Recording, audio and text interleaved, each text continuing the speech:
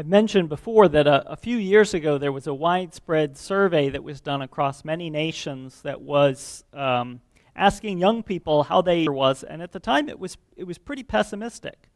Young people were concerned about the future, sometimes even fearful about what might be happening for their own lives or for the planet. And it's understandable given a lot of the messages that they've heard from various sources and things that they've been through in some cases.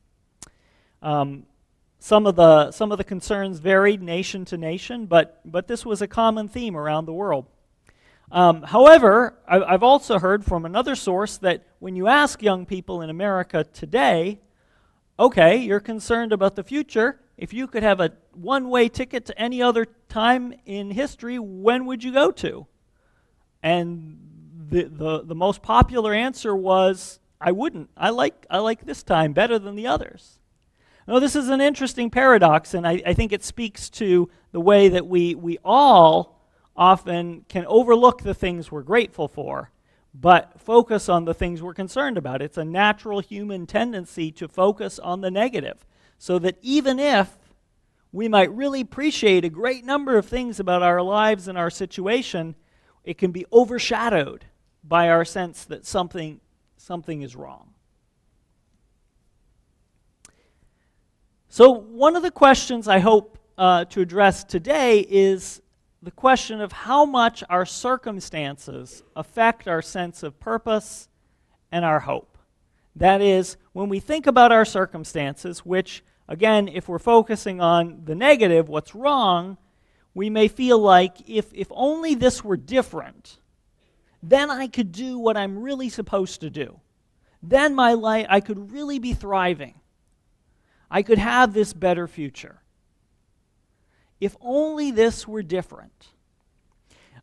One of the most popular pastimes in our country today is looking at real estate online. Estimates are that about 80 million people on a monthly basis in the United States are viewing real estate websites or apps online, Zillow, Realtor.com, and others. Now, there aren't 80 million people in the United States who are actively looking for homes. For some people, this is just curiosity. What's around? What's the market look like? For other people, this is a sort of breeding ground for their discontent, a sort of an engine for unhappiness. They look at these other homes and they say, if only that were different. And of course, it may not be homes for other people. If I had this other job that I'm not qualified for. If I had this other situation with my family. If I lived somewhere else. Whatever it is, it's easy for us to imagine some change in our lives that would make us feel better about where we're going and what we're doing. There's a famous prayer that's attributed to Reinhold Niebuhr, the 20th century American theologian, that's often called the Serenity Prayer, which reminds us that it's not all that wise or fruitful to be wishing things would change that we have no power to change. It's different if we can actually make a tangible change to improve our situation. And it goes like this: God, grant me the serenity to accept the things I cannot change, courage to change the things I can, and wisdom to know the difference. As we'll see, that applies to some of the situations we're going to be looking at today, which are situations in which people felt in various ways that they lacked power in their situation. And all of us, when we focus on what's different in our lives that we can't change, may feel a sense of powerlessness in the face of our circumstances. And so, as we consider these passages that we'll be getting to in Ephesians chapter 6, we should ask ourselves, how is it that the gospel can give us hope in these situations where we feel powerless? But we should turn it around, because we may also be in situations where we have power that we may not be recognizing, maybe power over other people. Whether you're a parent or a landlord or an employer or whatever the situation there, you may be in a circumstance where you have power over someone else. And should also ask how in that situation can the gospel prompt us to recognize that power dynamic in a way that influences the way we behave in it. Another question that goes along with this, and that applies to passages like the one that we're going to look at, is when the New Testament recognizes the disparity in those times between slaves and masters. One of the questions is, when the New Testament and elsewhere addresses these power structures, and we might say, does this apply to power structures in our own time too? Does this do what Jesus said he was coming to do? In Luke 4, to bring good news to the poor, release to the captives, let the oppressed go free. That is the message that we find in the New Testament truly liberating to people who feel disempowered? Or does it reinforce existing power structures? Now, one very basic difference in power that runs through all of history is the situation between parents and children. Now, the culture was different then than now, but one thing that remains the same is that parents are the ones who tell children what to do, and children are the ones who are expected to do it. Now, oftentimes in reality, it works the other way. Children try to tell parents what to do because it's natural to want to be the one who calls the shots. It's natural to want to be the one who's in power. And yet the reality children throughout time have had to reckon with is that they're not the ones in power. How do they deal with this situation? Because you might, if you're young, you might just say, I can't wait till I'm older and I'm the one who gets to call the shots for my own life. And maybe when I have kids, I get to call the shots for their lives too, right? To wish that you had that future situation where you're in power. Well, that, like so many of these other situations, is just a way of wishing your life away, right? Wanting some future condition that won't happen for a long time instead of making the most of the situation you're in. And the way that in Ephesians, Paul encourages children to address the situation they're in, to make the most of it, he says this in Ephesians 6, 1-3. Children, obey your parents in the Lord, for this is right. Honor your father and mother. This is the first commandment with a promise, so that it may be well with you and you may live long on the earth. So he's quoting here one of the 10 commandments. The bit he's taking away for practical application is obey your parents. Now, one of the things we should ask that we may not even think to ask is, who is this for? Because we may naturally think, well, this applies to minors, to children before they're adults.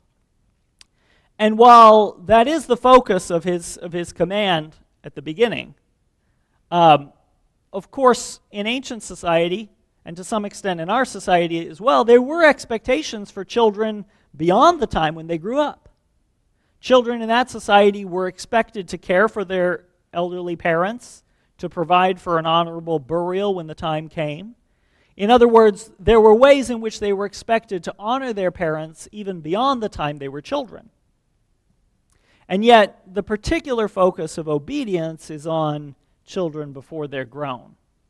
We should also think about, I think it's worth thinking about, what was the situation for children in the ancient world. One of the major differences between time then and now is that childhood was much more dangerous in the ancient world than it is today. Today, we expect that a child that's born healthy is likely to live to old age. In biblical times, it was almost a coin toss whether the child would live to be 10 years old. If you lived to adulthood, you were one of the lucky ones. So this was a reality that was made their situation fraught with peril. Childhood proper also was shorter, because by 7 years old, kids were being involved in work and other things that they shouldn't have been, particularly in the case of slave children. Slave children typically wouldn't have even recognized or known who their fathers were. They were essentially cut off from family without any promise of future inheritance, and expected to do, required to do, and exploited to do all kinds of things that we would find unimaginable. So the situation for children in New Testament times was much harder in many ways than it is for children today. And I think that's worth saying, because even in this situation, right, there's so much I can't control about my situation, even my survival. And yet Paul says there is something you can do to make your situation better. The very fact that Paul is addressing children as people who can respond and grow in virtue would have been somewhat unusual in that time.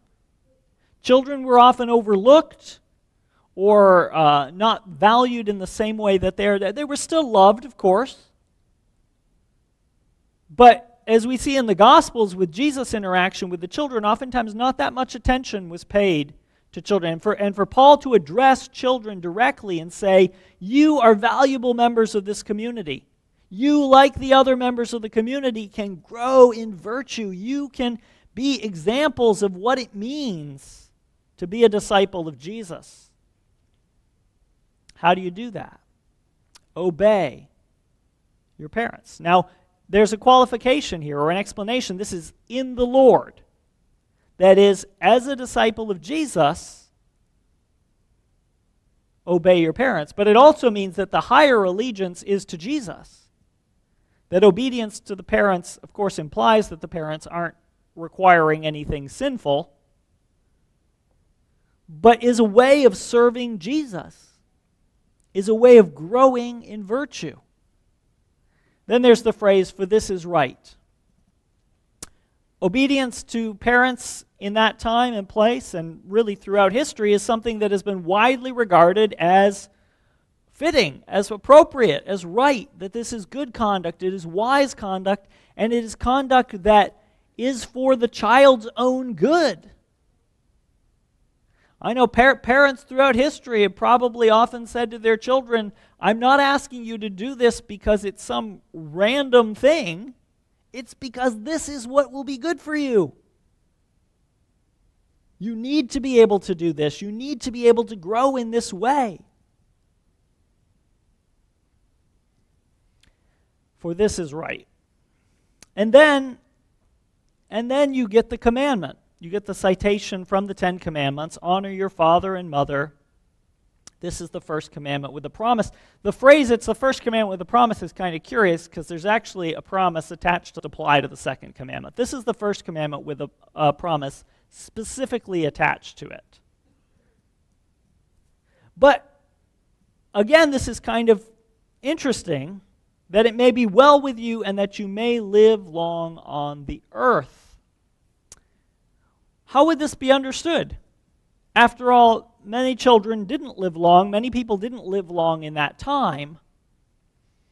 Probably the way to take it, both in Old Testament times and here, is that you're much more likely to live in a way that is conducive to living a long and prosperous life if you're honoring your parents, if you're obeying them, than if you're someone who is going off the rails, living in ways that don't exhibit self-control, don't exhibit discipline, that are reckless and careless. That's the kind of lifestyle that's much more likely to result in ruin. But it's not just children that are spoken to here. There's a command for fathers as well. And fathers, do not provoke your children to anger, but bring them up in the discipline and instruction of the Lord. It's not only children that have a responsibility in this relationship. Fathers do as well. One of the questions we should ask, because when you go back to chapter 5, verse 21, our memory verse for last week, we should ask, what does it mean to be subject to one another for the person who is in a superior position in terms of power? We saw there's a different kind of dynamic in marriage that we looked at. We asked this question last week with husbands and wives. But how would it apply to parents? I mean, what does it look like for a parent to be subject to their child? It doesn't mean, notice Paul says, that they're expected to obey their children. The way that this plays out is different based on situation, but it does mean that fathers are expected not to rule over their children in such a way that their children are regard this treatment as inconsistent or unfair in a pervasive kind of way, that it doesn't exasperate them. They have to know what to expect. And oftentimes in that culture, the way that parents would raise children with adults, you got to treat them like adults, and because they're doing what wouldn't be appropriate for adults, you keep you keep very firm with them. Now, of course, today we understand something more about child psychology and ways that different modes of discipline are appropriate for different ages. The point was, Paul is saying into this situation, you have to be kind to your children.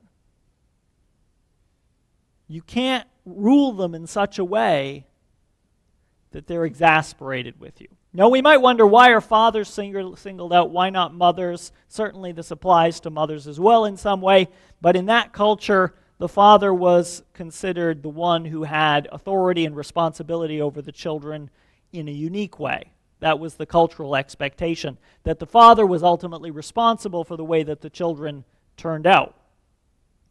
And so the father is the focus here.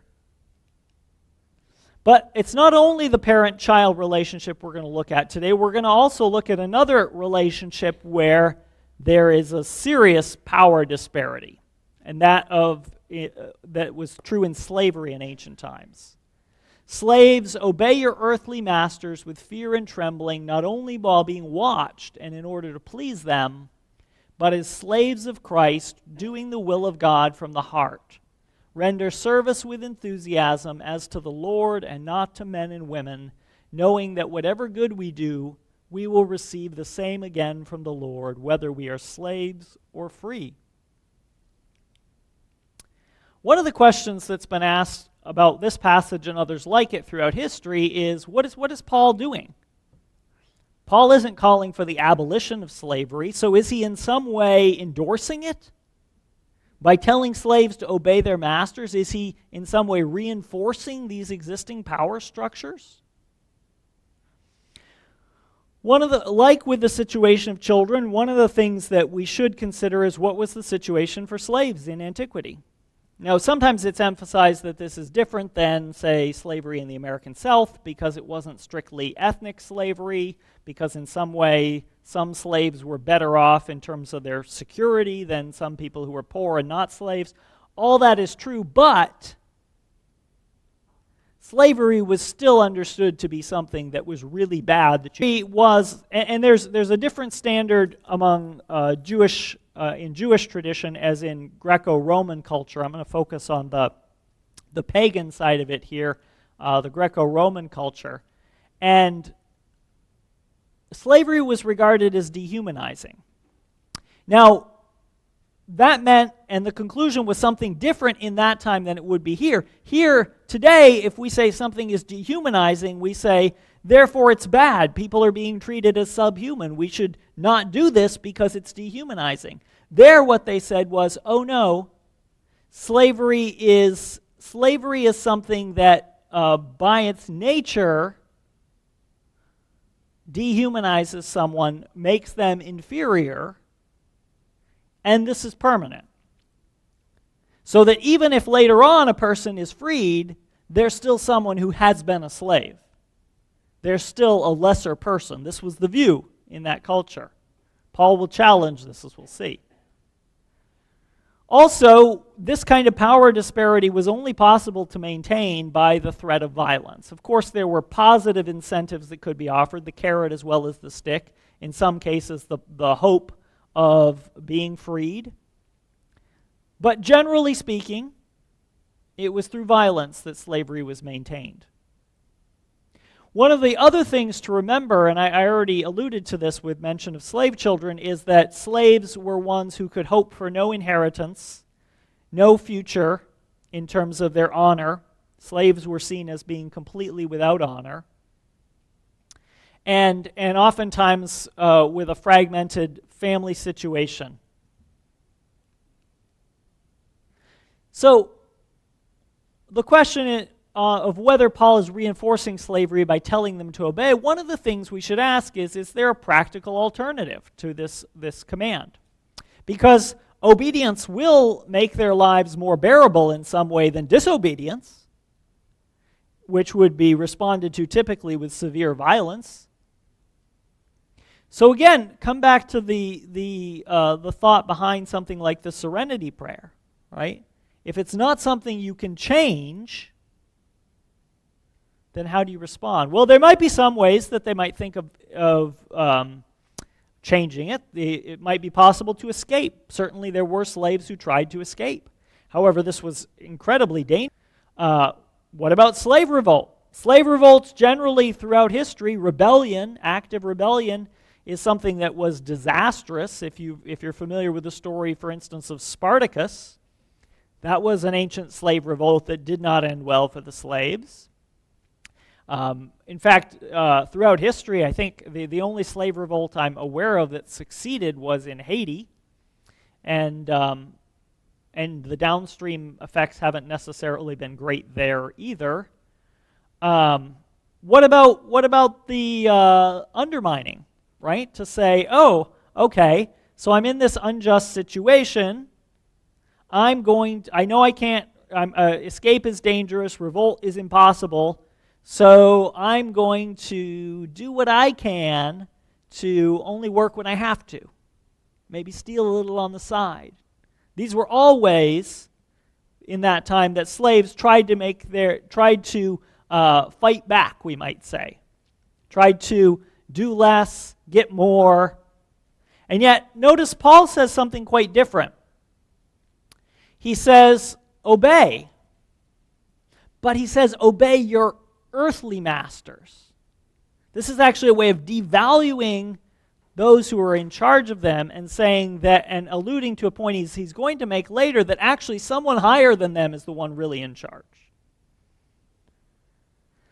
With fear and trembling, what does this mean? It doesn't mean live in terror of them. This same word was used back in chapter 5, verse 21, with reference to how all of us are to be subject to one another out of reverence or fear for Christ. That is, it's more about respect than it is about terror.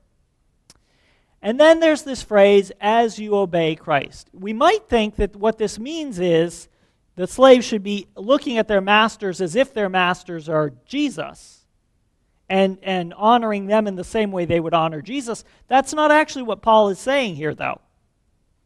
What he's saying here is that the one you're really called to serve is Jesus.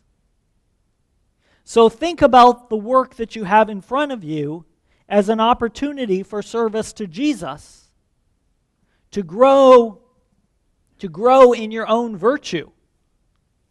That is, essentially what Paul is saying is, you're in this hard situation, a person who is able to grow in virtue in spite of your dehumanizing condition. And yet Paul is denying that they are, in fact, dehumanized. He tells them to serve the Lord from the heart rather than performing to please. He tells them, don't just do what you're supposed to do while you're being watched, but do it all the time. Live consistently with integrity. Do it with enthusiasm. We might say, come on, really, Paul? How are they supposed to do this? But what's the alternative? You can choose to be miserable in this situation you can't get out of, or you can choose to try to make the best of it. Paul is on the side of do what you can to make the best of it. In effect, he's saying, live as a person who has your own moral agency, a person who, although maybe your physical condition is one of slavery, your heart and your mind are free. You belong to Christ. Make the most of it. But it's not just slaves, he instructs. He says, masters, do the same to them. Stop threatening them, for you know that both of you have the same master in heaven. And with him there is no partiality. In each of these pairs, wife, husband, child, parent, slave, master, oftentimes what stands out to us in modern culture are the instructions to the one who doesn't have power. But what would have been really shocking to many people in that time are the way that the person in power is addressed. Paul says, do the same to them. What does that mean? How can masters treat their slaves in the same way the slaves are expected to treat them? Does that even make sense? Again, we should go back to Ephesians 5:21. What does it mean for masters to be subject to slaves? Remember, in our call to worship, Matthew chapter 10, Jesus said that the greatest in the church is the one who's slave of all, servant of all. How does the master serve the slave? He also tells him not to threaten violence. This was the basic way in which slavery was maintained in the ancient world. How do you maintain it without the threat of violence? And Paul is saying, don't do that. Because you're no better than them. God's not going to play favorites at the judgment. Everybody's on the same footing. Everybody gets judged by the same standard. And, by the way, masters, you also are my slaves, essentially. But one of the things to notice is we shouldn't project the way that slave masters were onto Christ. Actually, the reverse is what we should do. Christ, in his service, becomes the model for what it means for what those in power should do in relation to those for whom they have some kind of responsibility. In Galatians 3:28, Paul says, there is no longer slave or free, for all of you are one in Christ Jesus. Not only is one not over the other, but they're equal and together in the church. We saw this earlier in Ephesians with Jews and Gentiles coming together in the church. Also in Galatians, men and women, these different power disparities in these different cultural valuations, they all get brought together. They're all raised up together, to think of the language back from Ephesians chapter 2, raised up to the heavenly places. This kind of unity between slave and free in this case, calling them all together God's adopted children, as Paul did back in chapter 1, verse 5, this would have been something that was an almost unimaginable elevation of status for someone who was a slave. To think someone who had no inheritance, no future in the world, and yet to be told, you are God's children, you are God's heirs, you have something coming that is way better. And in fact, Paul says, one of the reasons Paul says that slaves should serve the Lord with enthusiasm in the situation they're in is because of the hope of future reward. That they too can store up treasure in heaven. Paul says in 1 Corinthians 7:23, you were bought with a price. Do not become slaves of human masters. Notice there's an implicit condemnation of slavery. The very foundation, it makes no sense to become a slave if you belong to Christ. Those who already are, how can they make the best of it? One of the things to also remember here is that in that time and place, it was almost unimaginable to people that society, the economy, could work without slavery. We might think of a comparable situation in the American South pre-Civil War. It was a failure of imagination and is something that we might want to think about if there are certain things that make us uncomfortable when we read the New Testament. We think, oh, that's not really practical. We may want to think, hey, wait a minute, there were things that people back in ancient times thought that weren't practical but were really bad. When Gregory of Nyssa, a theologian in the 4th century, concluded, it was a remarkable conclusion for the time, that slavery itself as an institution was sinful, even then, as Christianity was becoming the majority religion in the Roman Empire, even then, it was hard for people to imagine. How could society work without slavery? We might think comparably, like if someone was to tell you, hey, we'd all be a lot better off, we'd have a lot less pollution if we just stopped driving. We might be like, well, yeah, but we can't do that, so what's the point in talking about it? That's kind of the way that many people felt about slavery. And yet, Gregory was right. One of the things that Paul is offering Christian slaves here is something we might think, well, he should be calling for abolition. He's not in a position to do that. We might think he might be telling them, try to do the most you can to buy your freedom. Some of them may have had that option. Most of them won't. He's not focusing them on the future in this world. Although there is a verse in 1 Corinthians 7 where he may be saying, if you get a chance to buy your freedom, do it. He's used the language of redemption from slavery to talk about salvation itself. To be redeemed was to be rescued from slavery. And if you think of the Old Testament, the Exodus, where Israel's rescued from slavery, this is a theme throughout Scripture. Notice the way he turns this around in 1 Corinthians 7. Whoever was called in the Lord as a slave is a freed person belonging to the Lord. He's saying if you're rescued, if you're saved by Christ, you are free. But just as whoever was free when called is a slave of Christ.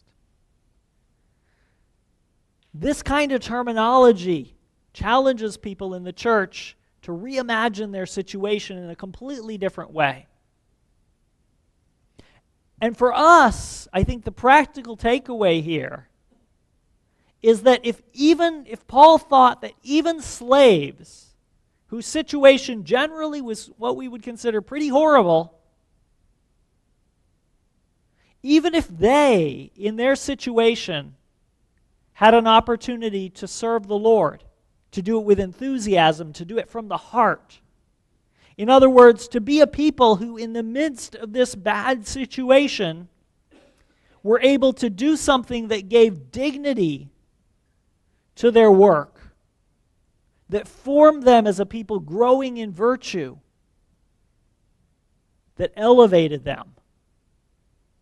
Are we able, when we face difficulties that are often far lesser than their difficulties, are we able in our situations to say, sure, I'd like it to be different, but how can I take where I am today? How can I see this as an opportunity to serve Jesus in the situation I'm in? What does it look like to be faithful to Christ in these circumstances? And how, in doing this, am I really storing up for a better day? Maybe I don't need to look on Zillow because I got a mansion just over the hilltop, right? Now, that's one translation, John 14, right? But the idea is maybe we haven't lifted our vision far enough. Let's pray together.